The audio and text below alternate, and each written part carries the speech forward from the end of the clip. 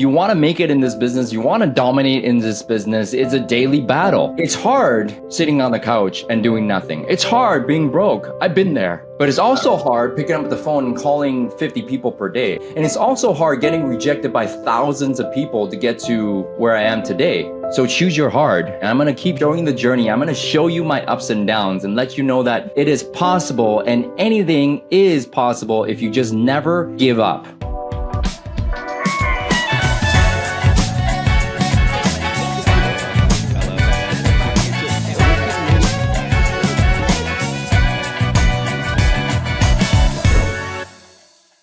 Three years later, we are bringing back a returning guest who's 5X his real estate practice, crushing at EXP, 5 years, 3 months in. Super excited to have this gentleman back on the show, as he definitely is someone leading by example. So if you want to grow your downline, you're with EXP or maybe another brokerage, and you're looking to have success with that process, this is going to be someone that has started from making cold calls to systemizing his business to now 5Xing his business since the last time he was on Real Estate First Technology. So if you want to get his story, you're going to want to watch that episode. John Tsai is going to be our guest today. Thanks to Liftoff Agent for sponsoring the show, Dan Gandy for being our amazing co-host, and welcome to the show, John. Thank you for having me, guys. So I want to say, yes, I went from 13 agents on my team to 70 agents on my team in that amount of time, from 2021 until now, 3 years. And then, if I just look, I think I was at around that 350 to 400 mark for my revenue share organization. And today we're at 1250. So we're just about that 4X as well on that end. And, nice. It's just one day at a time. But, it's amazing how time flies, and you just never know what's going to happen. But I had set an intention to be here in terms of my revenue share numbers, but never had thought that my team would go to 70. But the momentum went that way. So you just got to ride the horse where it's going. Yeah. And just keep going with it. So here I am. Question for you, and congratulations on that. So mind shift, how has your mind shift changed from the perspective of like traditional buying, selling, making cold calls, being a production agent, which I'm not saying that you not are or you are, and you could you lead into that as well, but now rev share, right, and having the downline. How has that shifted your mindset, and maybe have you think differently about your business and where you're working on the things that you're working on as before, maybe focusing more on the buy side, sell side, traditional transaction side? Yeah. It transitioned into me being out of production. Actually, COVID has sped it up. Wow. Because I thought, okay, well, I need to be there in order to list a property. I needed to be there in order to do a deal. And COVID actually, gave us the opportunity to say, you could do everything virtually. And then once I got used to that, then, since 2021, I have been completely out of production, meaning I don't go on listing appointments or buyer appointments. So I solely train, manage, and mentor the agents that are on the team. And then I have since given an opportunity to two of my partners on the team, profit sharing. And also we hired a sales manager, which now we have all become partners in running the team. That's why we're able to scale to 70 people. So today, it's completely different. I went from listing and selling properties to now mainly mentor and coaching. And during all that time in 2023, I was actually asked to be the president of EXP Realty Canada. So I'm doing that and corporate right now. Glenn's right across the border from you, my friend. That's right. Yeah. I thought it was a natural move when you guys, when you originally went over and you're building that. But, scalability in that team and how you built that what would you say is probably the, number 1, 2, and 3 biggest things you had let go of in order to make that happen? What did I have to let go of? I had to let go with my identity of being a listing agent. I had to let go of my identity that I am only a real estate salesperson. And I had to embrace my identity of being a business owner, and which is what EXP gives the opportunity to agents for. It's like we can become an agent to a business owner. And being a business owner is a completely different identity. Whereas if you're just a real estate sales agent, you're going to be listing properties and selling properties from the Forever. beginning to the end, and that was it. You eat what you kill. And I had to let go of my control of things, last but not least. And I always hear my friends saying, you're not as important as you think you are. And once you can grasp that idea that you're really not that important and that you can replace yourself pretty easily, and you're like, trust me, you're not that smart, you're not that good. And if somebody else does it 80%, is 100% amazing. If I can embrace that and let go of my identity of being a manager, being a listing agent, then my team will grow. If I don't, it won't. And you probably gave up some pretty like long-term clients in that process. Like how is that transitioning of being like, hey, John doesn't list my house anymore. This person does, right? How did you handle that transition of like moving clients away from your circle? I would have to say we probably still had a 95% retention rate of my past clients because I always, since 2015, 16, brought in my partners, and they were always supporting me in the journey and in those transactions. Where now I'm just like, okay, well, they're just gonna take it on 100%. It wasn't like a hard stop where it's like, okay, I'm servicing you 100%. All of a sudden, it's zero. I started doing that. Hey, I'm going to bring in my partner, Bonnie. I'm going to bring in my partner, Michael, and he's going to be supporting me in this transaction where I'm going to be more on the back end. He's going to be on the front end. And now Michael just takes it and runs with it, right? So now when people call me, it's not, hey, John, can you come over and take a look at the house so we want to list it? It's John, can you send somebody over to see what we can get for our house? And that's the biggest transition. I wanted to bring that up for any team leaders, brokers, or people that are trying to scale a small team. It's like, even myself, like now just starting to be busy enough to be like, hey, Mason, hey, George, hey, Danielle, I need you to go to this listing appointment. And they're like, oh, can you come with me? And I'm like, no, I got confidence in you that you know the presentation, how to operate, set them free, the strategy, and you have permission to fail. So do it. Absolutely. I love that. You'd be surprised because, don't give people the how, give people the what and let them surprise you at how capable they are. They will figure it out. But if you always give them the how and almost do it for them, you're bound to have a failure. And you're like, oh, what am I doing? But what you're not doing is letting go, which comes back to letting go. Yeah. That's so good. Takes it back to children talk, right? Just like our children. I know. My kids now are almost 6 and 3. When they walk down the street, I'm like, oh, don't walk too fast because you might fall. And I'm like, you know what? They're gonna fall anyways, no matter what I say. Just go and let them be. Let them be their own person. And teach them some stuff. Yeah. Watch out for this. Watch out for that. But at the end of the day, they're still gonna have to walk the walk themselves. Yes. Yeah. Yes. So, question on my side, how do you balance, because in the industry, historically, they say that 90% of the business is done by the top 10% of real estate professionals. So I'm sure with your 70 plus agents, right, you have kind of this balancing act, right? Like how many agents are actually producing versus how many agents maybe aren't producing as much. So how do you balance the producing to non-producing and keep people motivated?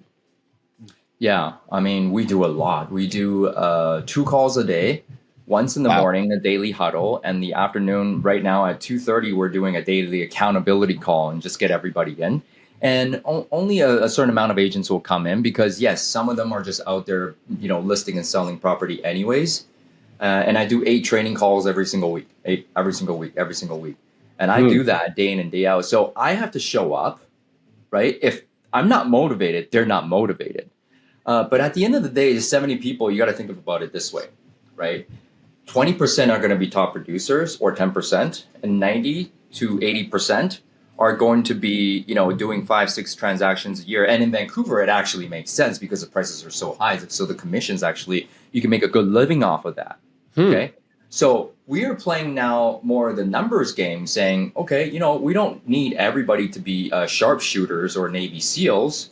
We just need to run this like a numbers game. I'm not saying people are numbers. We have relationships with each and every one of the agents. We care for them.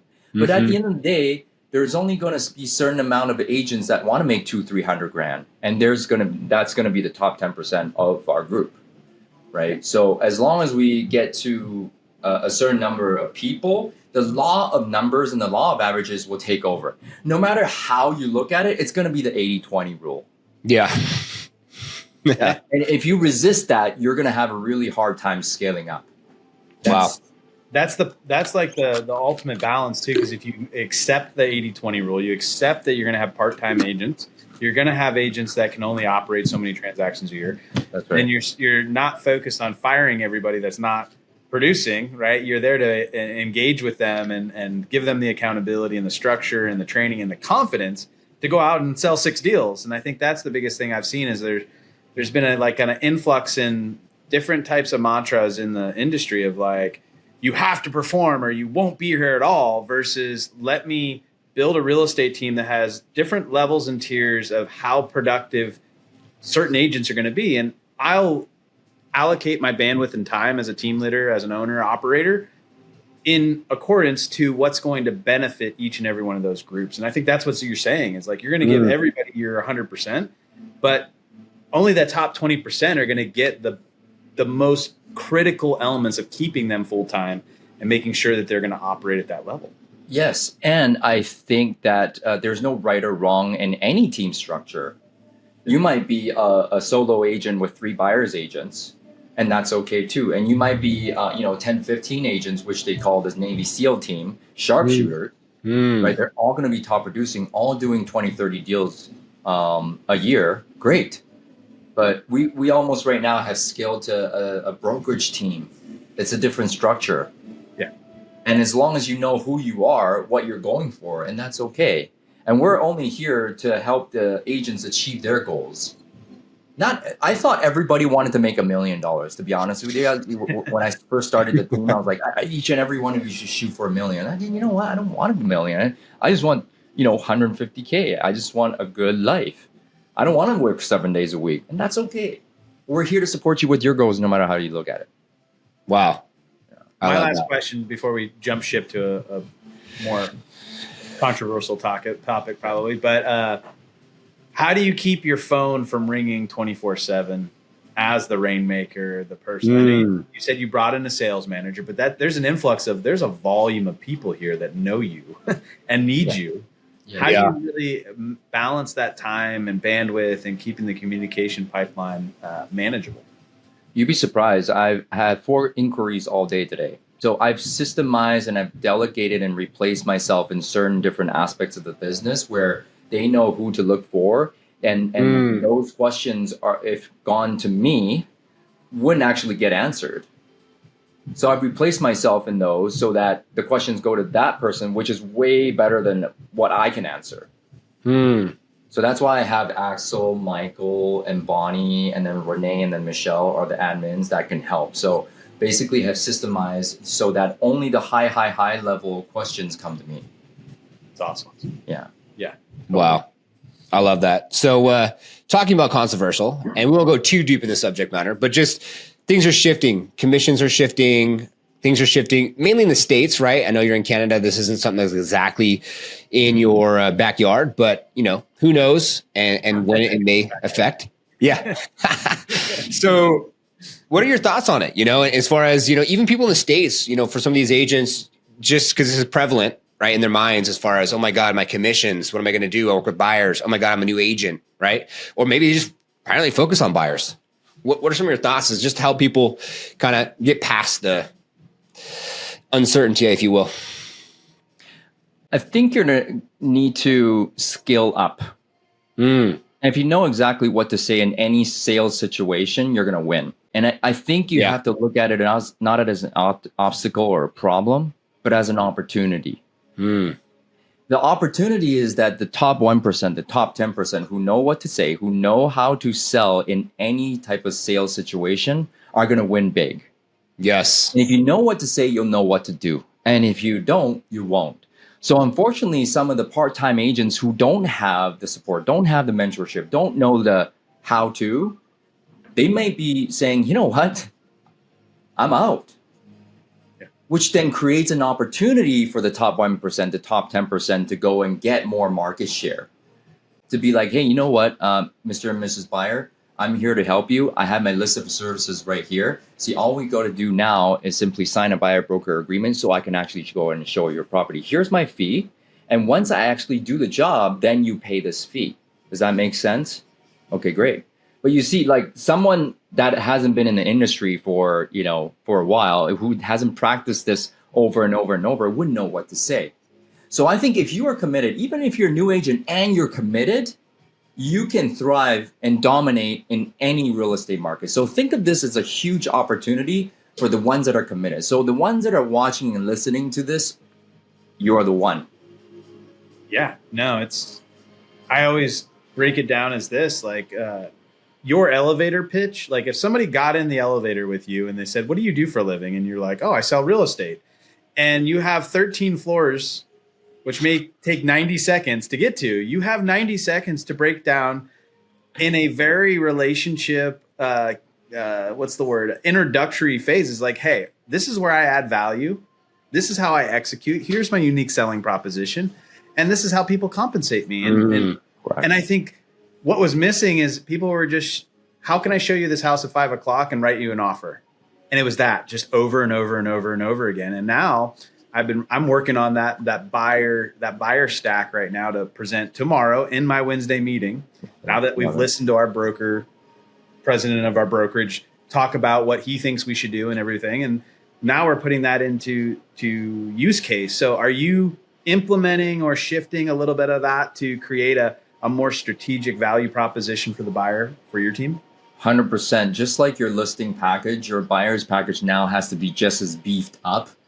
Love it. List of services. And when they read the list of services, they're like, oh gosh, you actually do that. You actually do that. Okay, perfect. And then they're going to go and compare it with another buyer's broker, buyer's agent, and say, okay, well, I'm comparing brokerages and I'm comparing agents right now, just like your listing clients or listing prospects. So yesterday when Leo Pareja, our chief strategy officer, he said, you have to start treating your buyer clients like your listing clients now.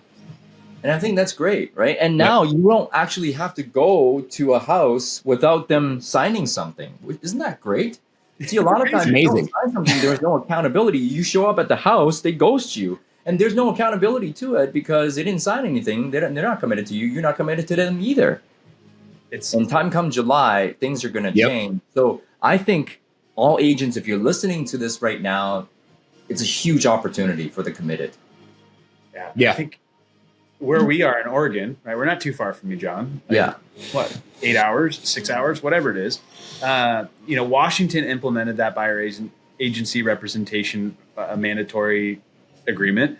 And then Oregon just passed the bill 2 weeks ago or a week ago. And yesterday, I just want to share this with everybody. Yesterday was the first time I met a buyer. I explained that the law had changed. Here is my value proposition, but I'm gonna have a consultation with you and listen to what you are looking for and implement what our value proposition is so that we can execute at a level. And I said, committing to me, it means that I'm going to give you 100% of my attention, and now you're my client, just like an attorney would, or just like a doctor or anybody else, professional. Yeah. And I explained it like that, and the lady goes, I've been working with tons of different real estate agents. They've been showing me houses. She's like, I'm going with you. Send me the buyer representation agreement. So that implementation is not hard. I just wanted to share that with every listener out here. Yes. That change happened on Thursday or Friday last week. It is Monday night, and I've already implemented it. Awesome. Let's go. Way to be proactive. I love that.